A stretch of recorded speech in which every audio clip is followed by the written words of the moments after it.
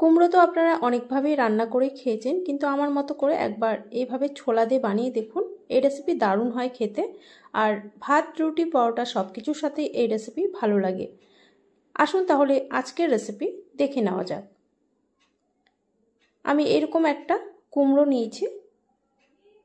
তো কুমড়োটাকে প্রথমে খোসা সমেত কেটে নিচ্ছি একটু বড় বড় টুকরো করে।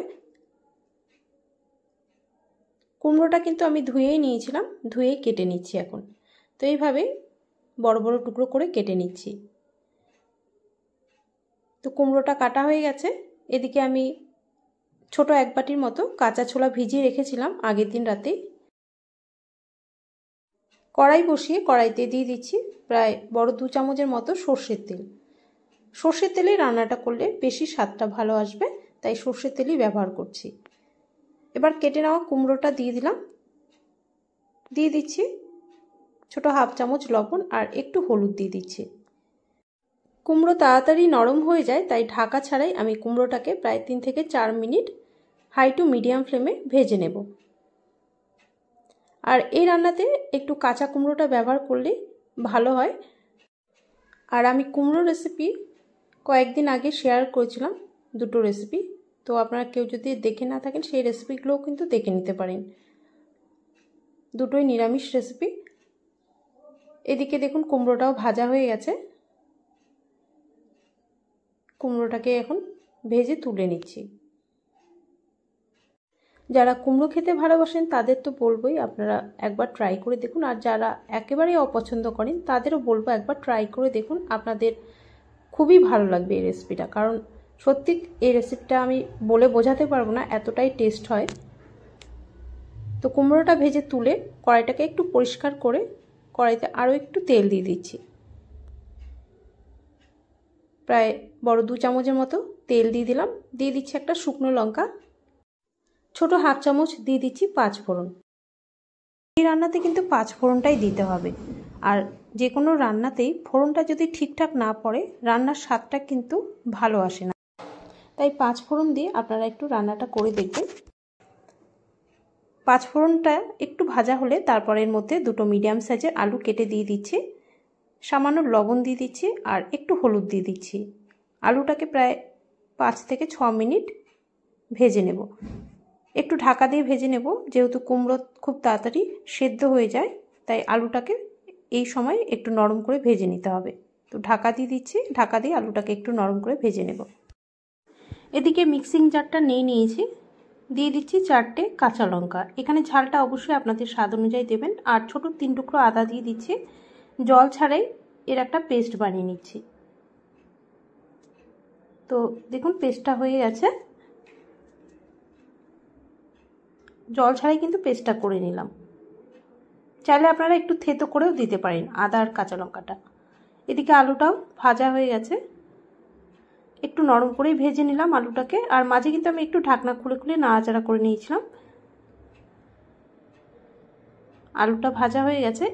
এবার এর মধ্যে দিয়ে দিচ্ছি একটা ছোট সাইজের টমেটো। টমেটোটা দিলে ভালোই লাগে খেতে, তবে চাইলে আপনারা টমেটো ছাড়াও রান্নাটা করে নিতে পারেন। টমেটো ছাড়াও খেতে খুব ভালো লাগে এটা। তো টমেটোটাকে একটু ভাজা ভাজা করে নিচ্ছি আলুর সাথে। টমেটোটা একটু ভাজা ভাজা করে নিয়ে এবার যে আদা আর কাঁচা লঙ্কাটা জল ছাড়া পেস্ট করে নিয়েছিলাম সেটা দিয়ে দিলাম। পেস্টটা কিন্তু খুব বেশি মিহি করিনি, একটু দানা ভাব রেখেছি। তো এই কাঁচা লঙ্কা আদা পেস্টটা দিয়ে একটু ভাজা ভাজা করে নিচ্ছি।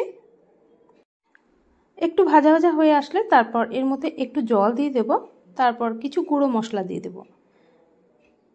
জলটা এখন দিলাম এই কারণে, তাহলে মশলাটা ভালো মতো মিশে যাবে।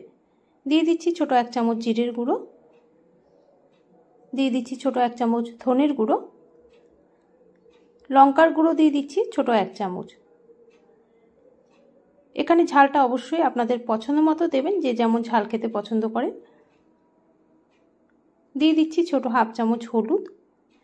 মশলাগুলো সব ভালো করে মিশিয়ে নিয়ে এবার এর মধ্যে সেদ্ধ করা ছোলা দিয়ে দেব। এখানে ছোলাটাকে একটু সেদ্ধ করে নিয়েছি আমি প্রেসার কুকারে। চাইলে আপনারা ভেজানো ছোলাটাই, কাঁচা ছোলাটাই দিয়ে ডিরেক্ট একটু কষিয়ে নিতে পারেন, তাতেও ছোলা কিন্তু সেদ্ধ হয়ে যায়। তো আমি একটু সেদ্ধ করেই রেখেছিলাম আগে। তো প্রায় ছোটো 1 বাটির মতো ছোলা দিয়ে দিচ্ছি। ছোলাটাকে দিয়ে আবারও একটু কষিয়ে নিতে হবে।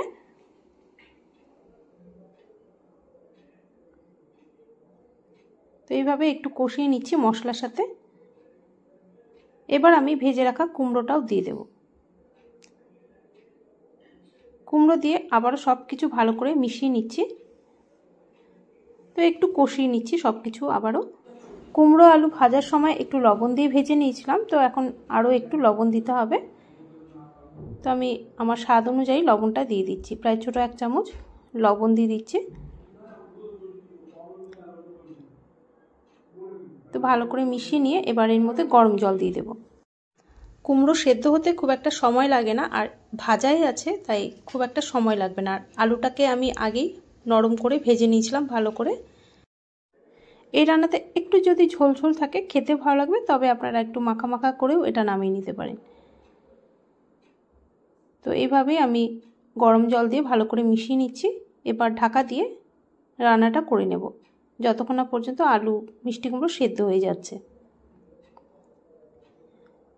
প্রায় 5 থেকে 7 মিনিট ঢাকা দিয়ে রান্না করে নিয়েছিলাম। ঢাকনা সরিয়ে এখন দেখে নিচ্ছি। দেখুন কুমড়ো সেদ্ধ হয়ে গেছে আর এদিকে আলুও সেদ্ধ হয়ে গেছে ভালো মতো। আর ছোলা তো আমি সেদ্ধই করে নিয়েছিলাম আগে। তো এবার সব শেষে দিয়ে দিচ্ছি এর মধ্যে সামান্য গরম মশলার গুঁড়ো। এর মধ্যে দিয়ে দিচ্ছি অল্প একটু ধনেপাতা কুচি। মিষ্টি কুমড়ো এমনিতে একটু মিষ্টি ভাব হয়, তাই খুবই সামান্য পরিমাণে চিনি দিয়ে দিলাম। তো সব কিছু ভালো করে মিশিয়ে নিচ্ছি। চিনিটা দিলে টেস্টটা একটু ব্যালেন্স হবে, তবে চাইলে আপনারা চিনিটা স্কিপও করতে পারেন যদি অপছন্দ হয়। তো সব কিছু ভালো করে মিশিয়ে নিয়ে এবার গ্যাস অফ করে দেব। গ্যাস অফ করে ঢাকা দিয়ে এটা স্ট্যান্ডিং টাইমে রেখে দেবো 10 মিনিট, তারপর এটাকে সার্ভ করে নেব। তো এইভাবে একবার আপনারাও রান্না করে দেখুন, আশা করি আপনাদেরও এই রেসিপি ভালো লাগবে। আর আপনাদের কেমন লাগে আমার রেসিপিগুলো সেটা অবশ্যই কমেন্টের মাধ্যমে জানাতে পারেন, তাহলে আমার বুঝতে সুবিধা হবে। আর আপনারা কী ধরনের রান্না দেখতে চান সেটাও কিন্তু আমাকে কমেন্টের মাধ্যমে জানাতে পারেন, তাহলে চেষ্টা করব সেই ধরনের রেসিপিগুলো দেওয়ার। আর আমার রেসিপি ভালো লাগলে লাইক ও শেয়ার করে দিতে পারেন। আর চ্যানেলে নতুন বন্ধু হয়ে থাকলে তাদের অনুরোধ করব চ্যানেলটিকে সাবস্ক্রাইব করে রাখার জন্য, কারণ আমি কোনো নতুন রেসিপি দিলে তার নোটিফিকেশান কিন্তু সবার আগে আপনাদের কাছেই পৌঁছে যাবে। আজ তাহলে এখানেই শেষ করলাম। দেখা হচ্ছে তাহলে আপনাদের সাথে আবারও নেক্সট একটা ভিডিওতে।